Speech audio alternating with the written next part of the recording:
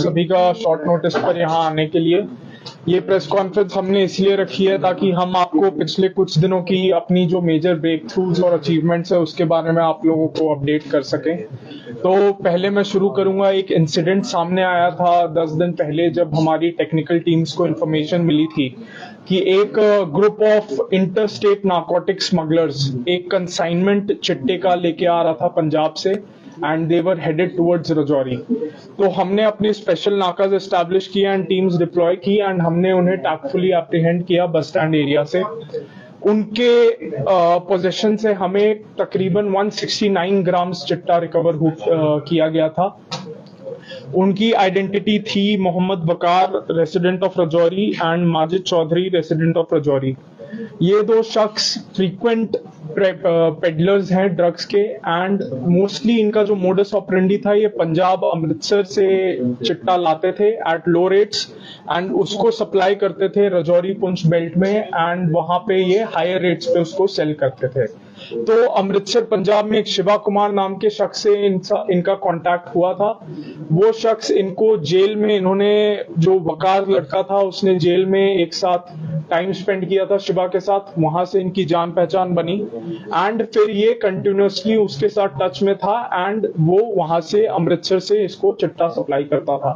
तो ये हमारे लिए जम्मू पुलिस के लिए बड़ी अचीवमेंट थी कि एक इंटर स्टेट ग्रुप हमारे रेडार में था जो वो अरेस्ट हुआ एंड हम इसमें पूरी हमारी कोशिश जारी है कि जो पंजाब में भी सप्लायर बैठे हैं उनको भी हम जल्द से जल्द अरेस्ट कर सकें। तो ये पहला इंसिडेंट था। दूसरा, कल एक हमारे थाने में एक रिपोर्ट आई थी एक incident of extortion and snatching की। तो एक नोटोरियस गैंग इसमें इन्वॉल्व था जो फ्रीक्वेंटली सिटी एरियाज में ऐसे एक्सटॉर्शन एंड स्नैचिंग्स करते रहता था। ये ग्रुप था 4 लोगों का। तो हमें जो कंप्लेंट मिली उसमें एक शख्स ने कहा कि उसे लिफ्ट देने के प्रिटेक्स्ट पे अपनी गाड़ी में बैठाया इन 4 लोगों ने, उसे नरवाल एरिया के आसपास टोका दिखाया, धमकाया एंड उससे उसका मोबाइल, पर्स, पर्सनल बिलोंगिंग सब छीन के उसको वहीं रोड पर फेंक दिया।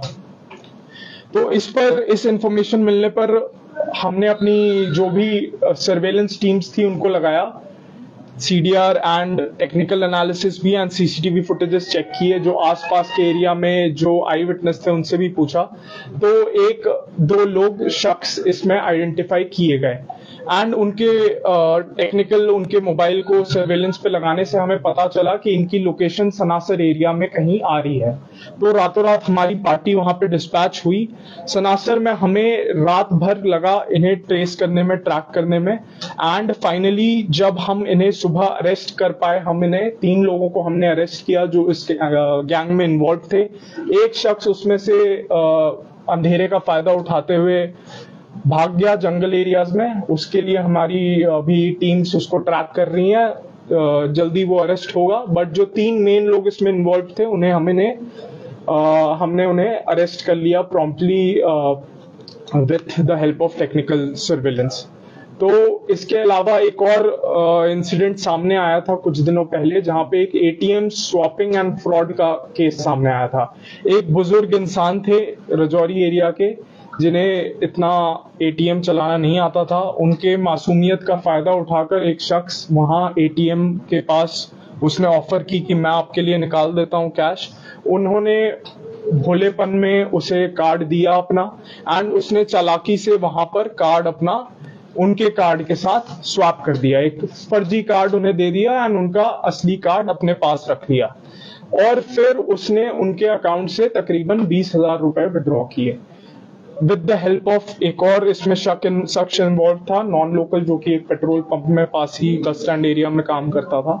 उन दोनों को भी प्रॉम्प्टली हमने सीसीटीवी एटीएम्स का चेक करके एंड टेक्निकल सर्वेलेंस की मदद से उन दोनों को प्रॉम्प्टली अरेस्ट किया। जो यूपी वाला अक्यूज था वो भी फरार था, उसे भी हमने टीम्स भेजकर बड़े जल्दी अरेस्ट किया। तो जो ये इंसिडेंट सामने आए हैं इसमें मैं एक हिदायत देना चाहता हूँ जनरल जम्मू की पब्लिक को कि फ्रॉड्स, क्योंकि आजकल सोशल मीडिया, मोबाइल फोन का जमाना है, तो फ्रॉड करना भी आसान हो गया है, फ्रॉड करने के तरीके भी बड़े सारे बढ़ गए हैं। तो कभी भी कुछ ऐसा स्ट्रेंजर से हेल्प लेने के पहले या स्ट्रेंजर को ट्रस्ट करने के पहले आप थोड़ा सावधानी बरतें एंड केयरफुलनेस एंड कॉशियसनेस आपको बरतनी बहुत जरूरी है। बाकी हम बीइंग पुलिस ऑफिसर्स, हमारा काम है कि किसी भी कंप्लेंट या किसी भी ऐसा इंसिडेंट जो सामने आता है उस पर हम प्रॉम्प्टली एक्ट करें एंड अभी तक हमारी टीम्स वो अचीव करने में सक्सेसफुल रही हैं। जो अक्यूज्ड अभी फरार है उनको भी हम ट्रेस करने की पूरी कोशिश है। तो ये मैं आपको अपडेट देना चाहता था एंड अगर आपके कुछ सवाल हैं तो। सर, ये जो आपने बताया कि एक्सटॉर्शन का जो केस सामने आया, इसमें आपने कुछ गिरफ्तारियां भी करी हैं, लेकिन इसमें इनकी शिनाख्त क्या हुई? अपने आप में कोई कुख्यात अपराधी थे या पहली बार में ऐसे? नहीं, ये नोटोरियस, इसमें से तो एक शख्स है, वो काफी उसके ऊपर चोरी के भी एफआईआर है एंड एक हस्बैंड वाइफ इन्वॉल्व है। तो ये इनका मोडस ऑपरेंडी था एंड ये कंटिन्यूअसली फ्रीक्वेंटली ये ऐसे एक्सटॉर्शन एंड धमकियां देके लोगों के साथ ऐसे काम करते थे।